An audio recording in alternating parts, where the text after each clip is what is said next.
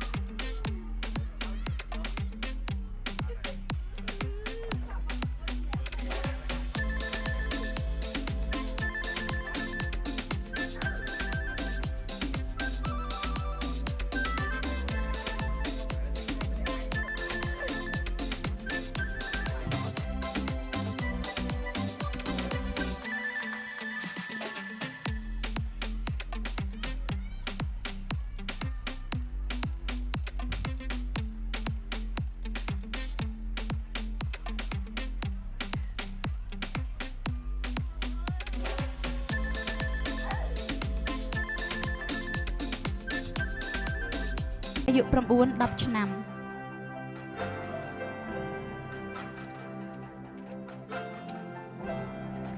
ចំណិតអ្នកលេខ3បានទៅលើកីឡាករធីវថាសុទ្ធិស័កមកពីក្លឹបហែកទឹកអង្គរធ្វើក្នុងថេរវេលា 55.68 ចំណិតអ្នកលេខ2បានទៅលើកីឡាករ Rosanna Larry មកពីក្លឹបហែកទឹកអង្គរធ្វើក្នុងថេរវេលា 52.90 ចានឹងសូមអបអរសាទរដល់ម្ចាស់ជើងឯកលើវិញ្ញាសា50ម៉ែត្រហើយរបៀបកង្កែបបានទៅលើកីឡាករឆេងជីរាយុមកពីសាលាអន្តរជាតិ Northbridge ធ្វើក្នុងទម្លាក់វេលា 51.29 សាជាថ្មីម្ដងទៀតនិងខ្ញុំសូមគោរពអញ្ជើញលោកឡាវវឌ្ឍនចារមេត្តាផ្ដល់កិត្តិយសក្នុងការបំពាក់មេដាយជូនដល់កីឡាករចាសសូមអរគុណ